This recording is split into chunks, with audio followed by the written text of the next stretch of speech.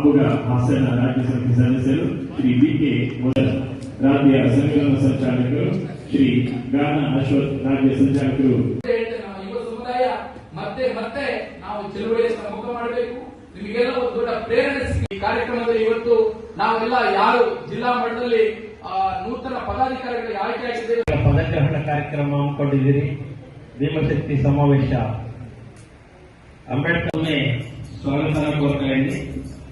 ಅದೇ ರೀತಿ ಈ ರಾಜ್ಯದಲ್ಲಿ ಕೋಮು ಶಕ್ತಿಗಳಿಗೆ ಎಚ್ಚರಿಕೆಯನ್ನ ನೀಡ್ತಾ ಇರ್ತಕ್ಕಂಥ ಏಕೈಕ ನಾಯಕ ಯಾರಾದ್ರೂ ಇದ್ದಾರೆ ಅಂದ್ರೆ ಅವರು ನಾಯಕತ್ವವನ್ನು ಹೊಂದ್ಕೊಂಡು ನೀವು ಉಳಿದ ಜನ ಇವತ್ತು ಸೇರಿರೋದಕ್ಕೆ ನಿಮಗೆ ನಾವು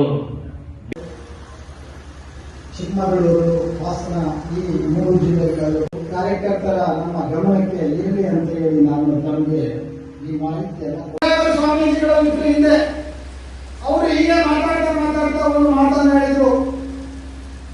ಅಂಬೇಡ್ಕರ್ ಅವರು ಸಂವಿಧಾನವನ್ನು ಬರೆದಿಲ್ಲ, ಎಲ್ಲರೂ ಸೇರಿ ಬರೆದರು ಅಂತ ಹೇಳಿದ್ರು. ನಾವು ಚಾಲೆಂಜ್ ಕೊಡ್ತೀವಿ, ಆಯ್ತು ಬನ್ನಿ ನಾವು ಮಾತಾಡೋಣ ಅಂತೆ. ಒಂದು ಟಿವಿ ಲೈವ್ ಹೋಗ್ತಾ ಇತ್ತು, ನಾನು ಕೂಡ ಇದ್ದೆ. ಅಲ್ಲಿ ಕೂಡ ಕೆಲವು RSS ನವರು ಬಂದಿದ್ರು. ಇವರು ಇಲ್ಲಿಂದಾನೆ ಲೈವ್ ಆಗಿ ಬಂದರು. ಅವರು ನಾನು ಅವರಿಗೆ ಕೇಳಿದೆ, ಸ್ವಾಮೀಜಿ ನೀವು ಯಾವ ಕಾನೂನು ಪಂಡಿತರು, ನೀವು ಯಾವ ಡಿಗ್ರಿ ಮಾಡಿದ್ದೀರಿ ನೀವು ಸಂವಿಧಾನದ ಬಗ್ಗೆ ಮಾತಾಡೋದಕ್ಕೆ? ಬಾಬಾ ಸಾಹೇಬ್ ಅಷ್ಟು ಓದಿರೋ ತಿಳುವಳಿಕೆ ಏನಾದರೂ ಇದೆಯಾ? ಬಾಬಾ ಸಾಹೇಬ್ ಹೇಳಿ, ಅವರ ವಿದ್ವತ್ತಿ ಏನು, ಅವರ ಪಾಂಡಿತ್ಯ ಏನು? Columbia university, school of economics, ಬಾಯ್ ಯೂನಿವರ್ಸಿಟಿ, ಹಾರ್ವರ್ಡ್ ಯೂನಿವರ್ಸಿಟಿಗಳಲ್ಲಿ ಓದಿದಂತವ್ರು ಬಾಬಾ ಸಾಹೇಬ್ ಅಂಬೇಡ್ಕರ್. ಇದ್ಯಾವುದೋ ಈ ಸಂವಿಧಾನ ಅನ್ನುವಂಥದ್ದು ಅವ್ರಿಗೆ ಏನು ದೊಡ್ಡ ವಿಷಯನೇ ಅಲ್ಲ. ನೀವು ಅರ್ಥ ಮಾಡ್ಕೊಳ್ಳಿ. 40,000 ಇರುವಂತಹ ಕಾನ್ಸ್ಟಿಟ್ಯೂಷನ್ ಅಸೆಂಬ್ಲಿ ಡಿಬೇಟ್ಗಳಲ್ಲಿ 10 ವ್ಯಾಲ್ಯೂಗಳು ಬಂದಿದೆ. ಕನ್ನಡ ಕುವೆಂಪು ಭಾಷಾ ಭಾರತಿ ಅವರು ಮುದ್ರಿಸಿರುವಂತದ್ದನ್ನ ತೆಗೆದುಕೊಂಡು ನಮ್ಮ ಕಾರ್ಯಕರ್ತರು, ನಮ್ಮ ವಿದ್ಯಾವಂತರು, ಪ್ರೊಫೆಸರ್ ಇದ್ದಾರಲ್ಲ ಯೂನಿವರ್ಸಿಟಿಗಳಲ್ಲಿ, ಅವರು ಓದಬೇಕು ಅದನ್ನ. ಆ ಕಾನ್ಸ್ಟಿಟ್ಯೂಂಟ್ ಅಸೆಂಬ್ಲಿ ಡಿಬೇಟ್ಗಳಲ್ಲಿ ಬಾಬಾ ಸಾಹೇಬ್ ಅಂಬೇಡ್ಕರ್ ಅವರು ಎಲ್ಲ ಪ್ರಶ್ನೆಗಳಿಗೂ ಎಷ್ಟು ಸಮರ್ಪಕವಾದಂತಹ ಉತ್ತರಗಳನ್ನ ಕೊಡ್ತಾರೆ ಅನ್ನೋದು ಕೂಡ ಅಲ್ಲಿ ಅದು ದಾಖಲಾಗಿದೆ. ಇದನ್ನೇ ಬಾಬಾ ಸಾಹೇಬ್ ಅಂಬೇಡ್ಕರ್ ಅವರು ಸಂವಿಧಾನವನ್ನ ಸಮರ್ಪಣೆ ಮಾಡುವಾಗ ಟಿ ಕೃಷ್ಣಮಾಚಾರ್ಯ ಅವರು ಹೇಳ್ತಾರೆ, ಇವತ್ತು ಈ ದೇಶ ಯಾರಿಗಾದ್ರೂ ಋಣಿಗಳಾಗಿರ್ಬೇಕಾದ್ರೆ, ಈ ದೇಶಕ್ಕೆ ಏನಾದ್ರೂ ಒಂದು ಘನತೆ ಮತ್ತು ಗೌರವ ಬರೋದಾದ್ರೆ ಅದು ಬಾಬಾ ಸಾಹೇಬ್ ಅಂಬೇಡ್ಕರ್ ಅವರಿಂದ ಮಾತ್ರ ಸಾಧ್ಯ ಅನ್ನುವಂಥ ಮಾತನ್ನ ಸಂವಿಧಾನ ಸಭೆಯಲ್ಲಿ ಟಿ ಕೃಷ್ಣಮಾಚಾರ್ಯ ಅವರು 7 ಜನರಲ್ಲಿ ಒಬ್ಬರು ಅವ್ರು ಹೇಳ್ತಾರೆ, 7 ಜನ ನಾವಿದ್ವಿ, ಒಬ್ರು ತೀರ್ಕೊಂಡ್ರು, ಒಬ್ರು ವಿದೇಶಕ್ಕೆ ಹೋದ್ರು, 2 ಅನಾರೋಗ್ಯ ಪೀಡಿತರಾದ್ರು, ಕೆಲವರು ಹೋಗಲಿಲ್ಲ. ಕೊನೆಗೆ ಏಕಾಂಗಿಯಾಗಿ ಬಾಬಾ ಸಾಹೇಬ್ ಅಂಬೇಡ್ಕರ್ ಅವರು ಈ ಸಂವಿಧಾನವನ್ನ ರಚನೆ ಮಾಡುವಂತ ಒಂದು ದೊಡ್ಡ ಜವಾಬ್ದಾರಿಯನ್ನ ಅವರು ಹೊತ್ಕೊಂಡ್ರು ಅನ್ನುವಂಥ ಮಾತನ್ನ ಹೇಳ್ತಾರೆ. ಅದು ರೆಕಾರ್ಡ್ ಆಗಿದೆ. ಇದು ಗೊತ್ತಾ ಸ್ವಾಮೀಜಿ ನಿಮಗೆ? ಸುಮ್ಮನೆ ಏನೇನೋ ಮಾತಾಡಬಾರದು.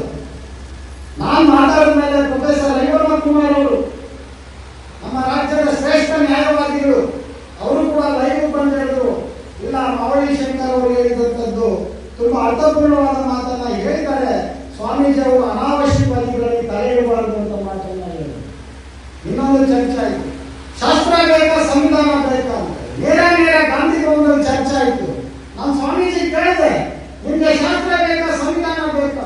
ಎರಡು ಬೇಕು. ಎರಡು ಹೆಂಗಾಗುತ್ತೆ? ಸಂವಿಧಾನ ಶ್ರೇಷ್ಠವಾದಂಥದ್ದು.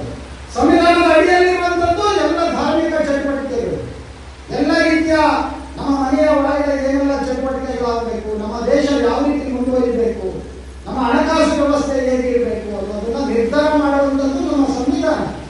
ಸಂವಿಧಾನದ ಆಧಾರದ ಮೇಲೆ ಇವತ್ತು ಈ ದೇಶ ಮುನ್ನಡೀತಾ ಇದೆ. ಧರ್ಮ ಸಂಸತ್ತಿನ ಮೇಲೆ ಅಲ್ಲ ಅನ್ನೋದನ್ನ ನಾವು ಅರ್ಥ ಮಾಡ್ಕೊಳ್ಬೇಕು. ಇವತ್ತು ಇವರು ಹೇಳ್ತಾ ಇದ್ದಾರೆ, ಈ ಹೊಸ ಸ್ವಾಮೀಜಿ ಬಂದು ಜಾತ್ಯತೀತ ದೇಶದಲ್ಲಿ ಜಾತಿ ಗಣತಿ ಯಾಕೆ ಬೇಕು ಅಂತ. ಯಾಕೆ ಬೇಕು ಜಾತಿ ಗಣತಿ? ನಾವು ಕೇಳಿದ್ವ? ಸುಪ್ರೀಂ ಕೋರ್ಟ್ ಕೇಳಿರೋದು. ಸುಪ್ರೀಂ ಕೋರ್ಟ್ ಏನಾಯಿತು? ಹಿಂದುಳಿದವರನ್ನ ಗುರುತಿಸುವ ಕ್ರಿಯೆ ಹೇಗೆ, ಮಾನದಂಡ ಏನು ಅಂತ ಕೇಳಿತ್ತು. Where is the data? ದತ್ತಾಂಶಗಳು ಎಲ್ಲಿದೆ? ಇಲ್ಲಿಲ್ಲ.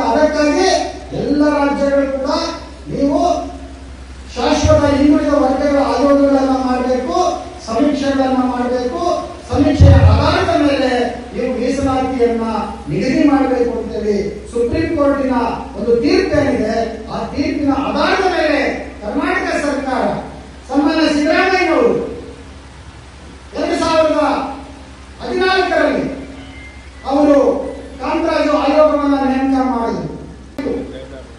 1.5 ಲಕ್ಷ ಜನ ಗಣತಿಗಾರರು ಬಂದು, ಟೀಚರ್ಸ್, ಅಂಗನವಾಡಿಯವರು ಎಲ್ಲರೂ ಅದರಲ್ಲಿ ಇನ್ವಾಲ್ವ್ ಆಗಿದ್ದಾರೆ. ಒಂದು 10% ಆ ರೀತಿ ಆಗಿರ್ಬೋದು, ತಪ್ಪೇನಲ್ಲ. ಒಂದು ದೊಡ್ಡ ರೀತಿಯಲ್ಲಿ ಮಾಡಬೇಕಾದ್ರೆ ಸಣ್ಣ ಪುಟ್ಟ ಎರರ್ಸ್ಗಳು ಆಗುತ್ತೆ. ಅದು ಈಗ ಜಾತಿ ಜನಗಣತಿ ಆಗಬೇಕು ಅಂತ ರಾಹುಲ್ ಗಾಂಧಿ ಅವರು ಹೇಳ್ತಾರೆ. ದೇಶದಲ್ಲಿ ಜಾತಿ ಗಣತಿ ಆಗಬೇಕು ಅಂತ ಹೇಳ್ತಾರೆ, ರಾಹುಲ್ ಗಾಂಧಿ ಅವರು ಹೇಳ್ತಾರೆ. ಅದಕ್ಕೀಗ ಜಾತ್ಯತೀತ ದೇಶದಲ್ಲಿ ಜಾತಿ ಗಣತಿ ಆಗಬೇಕು ಅಂದ್ರೆ ಹಾಗಾದ್ರೆ ನಾವು ಪ್ರಶ್ನೆ ಮಾಡಬೇಕು, ಸಂವಿಧಾನದಲ್ಲಿ ಇಲ್ಲದಿರುವಂತ 10% ಮೀಸಲಾತಿಯನ್ನು ತಗೊಂಡಿದ್ದೀರಲ್ಲ ನೀವು EWS, ಅದನ್ನು ವಾಪಸ್ ಕೊಡಿ. ನೀವು ಇದು ಕೊಡಕ್ಕಾಗತ್ತಾ? ಆರ್ಥಿಕ ಆಧಾರದ ಮೇಲೆ ಮೀಸಲಾತಿ ಕೊಡೋದಕ್ಕೆ ಸಂವಿಧಾನದಲ್ಲಿ ಅವಕಾಶ ಇಲ್ಲ. ಕೇವಲ ಶೈಕ್ಷಣಿಕ ಮತ್ತು ಸಾಮಾಜಿಕ ಅಪಮಾನಕ್ಕೆ ಒಳಗಾದವರು, ಹಿಂದುಳಿದವರಿಗೆ ಮಾತ್ರ ಮೀಸಲಾತಿ ಕೊಡಬೇಕು ಅನ್ನೋದಂತ ಆರ್ಟಿಕಲ್ 15(4) ಮತ್ತು 16(4) ಹೇಳುವಂಥದ್ದು.